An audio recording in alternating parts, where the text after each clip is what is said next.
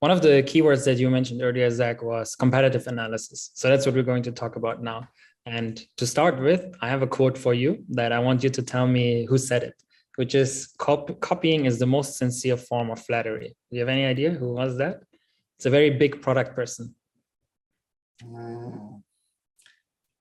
I've seen this before. I don't remember, but I'm gonna shoot my best guess. I'm gonna say Jeff Bezos. Almost. It was Steve Jobs. Ah, Let's untangle that a little bit, because this quote gets very often taken out of context, and people just say, "Oh, let's just do whatever our competitor is doing and build the same."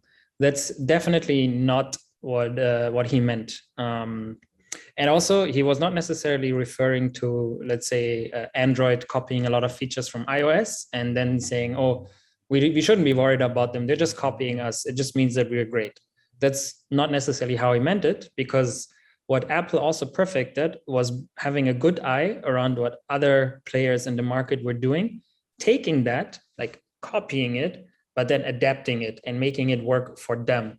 Like, I don't know, I don't recall a feature that Apple took and perfected.